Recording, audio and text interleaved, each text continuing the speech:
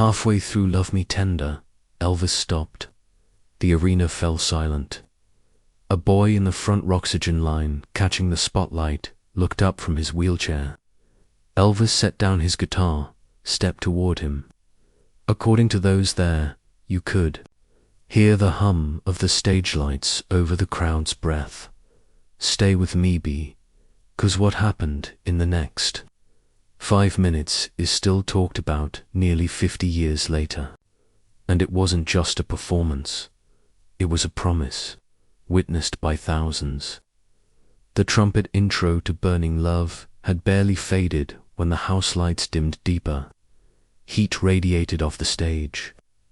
You could see it waves in the air above the amps. In the front row, a teenage boy sat motionless in his wheelchair. A cardboard sign rested on his lap in uneven black letters. I sing to Elvis. The smell of popcorn and floor polish hung in the air. Spotlights swept across the crowd.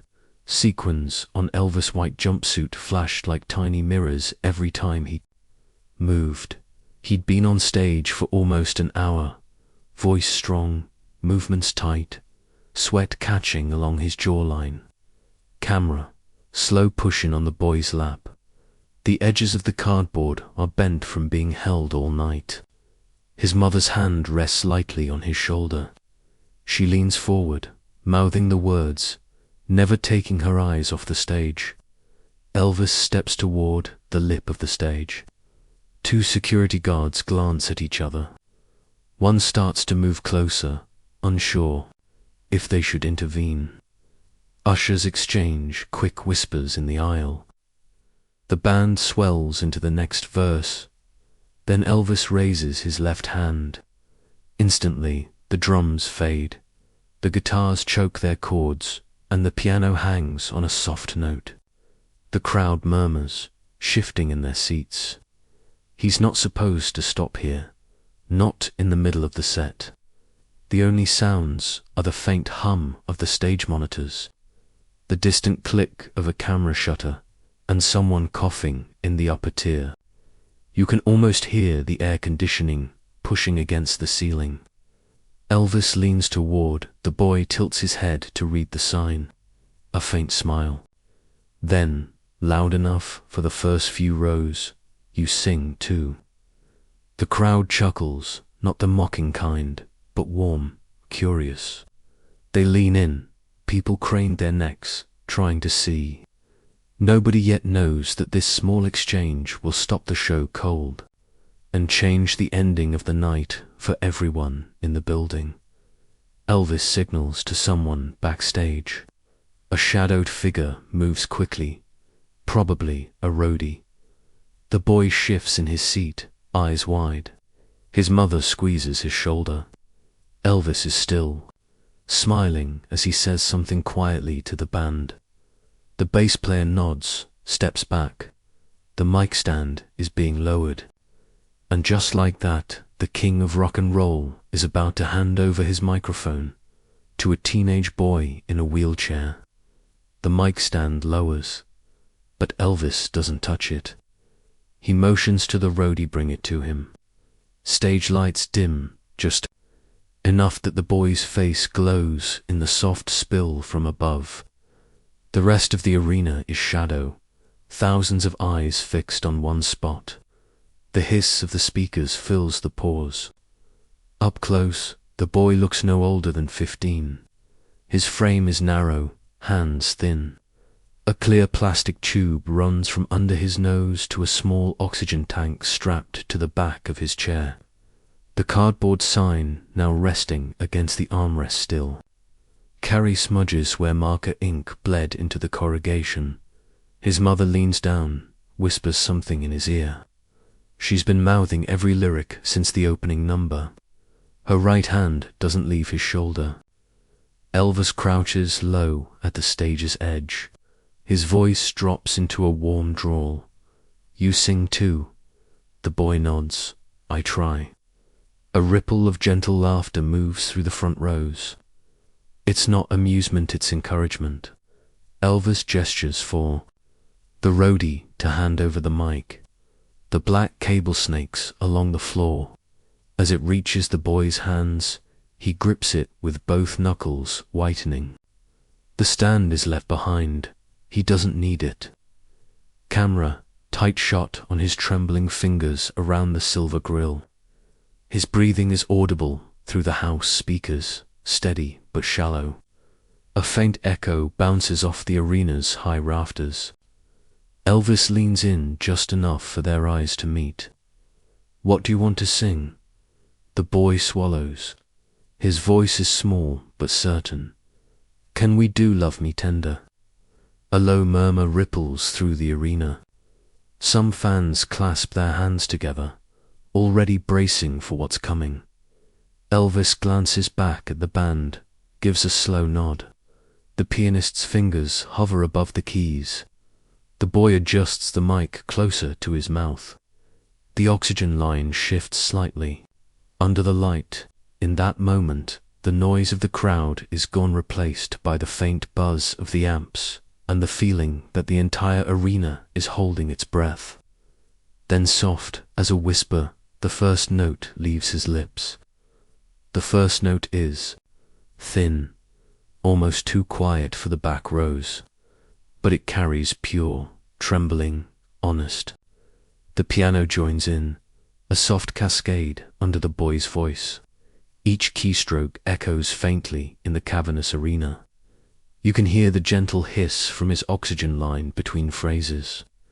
Elvis stands just to his left, one knee bent, hands resting on the mic cable as if grounding the moment.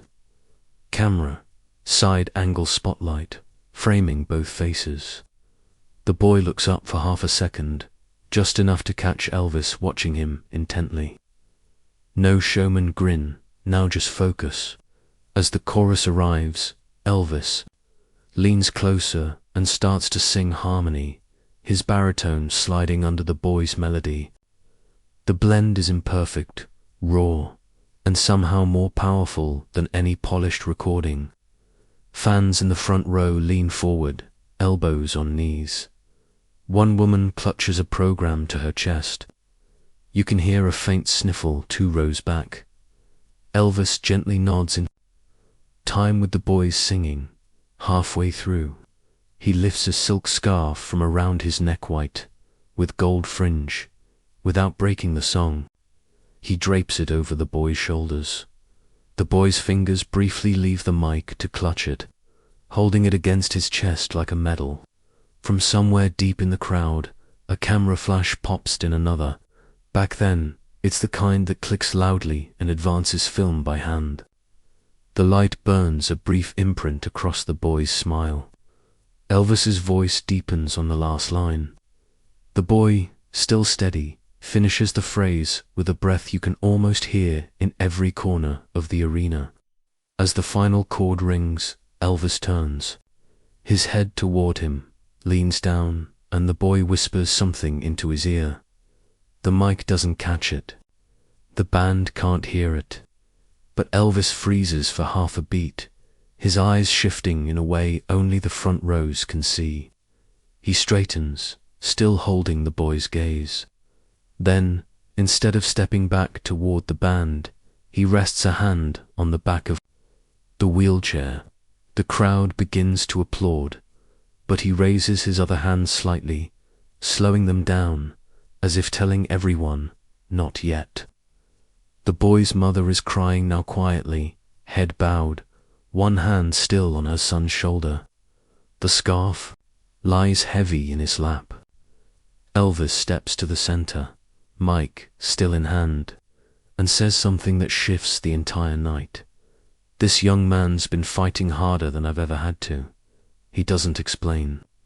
And instead of starting the next song, he tells the boy, "Sing one for them, just you." Elvis is still holding the back of the wheelchair when he says it. "Sing one for them, just you." The crowd is silent. No coughing, no shifting in seats, just the low hum of the amps and the faint click of a camera winding film somewhere in the balcony. The spotlight narrows, pulling everything else into darkness. The boy adjusts the mic with both hands. The scarf slides slightly in his lap. He takes a breath through the nasal cannula, the soft hiss audible in the hush. Those in the first rows later said you could see his knuckles pale from gripping the mic. His oxygen tank gleamed faintly under the stage, light small silver, with a single green label near the valve. He begins not with rock and roll, not with a ballad, but with a simple gospel hymn. His voice is thin but unwavering, the kind of tone that makes you lean forward without realizing. Camera, slow dolly toward the boy's face. His eyes stay closed for the first few lines, as though singing somewhere far beyond the stage. The first chorus swells. In the third row, two strangest women who came to the show together instinctively take each other's hands. Further back, an usher stops mid-step, tray of drinks in hand, frozen by the sound. Every note seems to echo just a fraction longer than the last. The piano player, off to the side, plays so softly you can hear the weight of each key settling back into place. Halfway through, his voice cracks. Not from weakness, but from emotion. He swallows, steadies himself, and continues. The imperfection makes it more real. In that moment, the boy isn't a guest on stage. He's the only performer that matters. Witnesses recall tears streaming down faces in every direction. A man in the back row removes his hat and holds it to his chest, and then he hits the last note. A single, sustained tone that somehow feels both fragile and unbreakable. When he finishes, there's no eruption, at least not immediately. Instead, the arena fills with a slow, rising applause. People stand in unison, as if lifted together. The sound grows until it's a rolling wave, sweeping from the floor to the farthest seats in the balcony. Elvis steps forward again, bending at the waist so his face is level with the boy's. He says something, quiet enough that only the boy and his mother can hear. The boy smiles faintly, eyes glistening. Instead of calling for security or a stagehand, Elvis grips the wheelchair handles himself. He begins guiding the boy toward the side of the stage, moving slowly, weaving between cables and mic stands. The wheels squeak faintly with each push. The smell of warm electrical equipment lingers near the wing curtains. Two backup singers step aside to make room. A stagehand quickly moves an amp out of the way. Elvis keeps his pace steady, never rushing. The boy disappears into the wings. The applause still hasn't stopped. Elvis looks back at the crowd only once before vanishing behind the curtain. Nobody in that arena knows they'll hear that boy's name again 1 week later. 7 days. After the concert, a cardboard box the size of a guitar case sat on the porch of a small white house. No return address. It was a mild summer morning. The cicadas hummed from the trees. The boy's mother opened the screen door, the springs squeaking, and bent to lift the box. It was heavier than she expected. The package was sealed with thick brown tape, edges slightly worn as if handled carefully many times. In one corner, a shipping label simply read their family name, the street, and city no sender. She carried it to the kitchen table. The boy was already waiting there, the silk scarf draped over his shoulders like armor. His sister stood nearby, hands on the back of his chair. The scissors made a crisp tearing sound as she cut through the tape. The cardboard flaps opened with a faint, musty smell, wood, varnish, and paper. Inside was a sunburst acoustic guitar, gleaming under the kitchen light. Across its body, in bold black marker, were the words, "To my friend, keep singing, EP camera." Close up on the boy's fingers, grazing the strings for the first time. The vibration hums softly in the quiet room. In the case's side pocket was a white envelope. Inside, 2 laminated passes with gold lettering. Lifetime, front row. The boy's mother covered her mouth, her shoulders shaking. His sister touched the passes like they might vanish if she blinked. The boy just stared at the guitar, tracing the curve of the wood with his palm. "It's mine," he whispered. The faint smell of fresh polish rose from the wood. The scarf on his shoulders brushed against the guitar as he held it close. According to his family, he played that guitar every day until the night he passed. A few months later, at his funeral, the scarf was draped across the coffinet's fringe, still catching the light. And though the crowd from that night never saw this moment, what Elvis sent would become the part of the story his family held closest. Years later, in a quiet interview, the boy's sister sat at a kitchen table, hands wrapped around a coffee mug, and spoke about those 5 minutes on stage. "The table between us was covered in old ticket stubs, creased photos, and the laminated passes. Faded now, but still legible. The scarf fringe, a little tangled, lay folded neatly nearby." She said, "It wasn't just a song. He made my brother feel like he belonged there, like he mattered." In the decades since, the story has resurfaced again and again.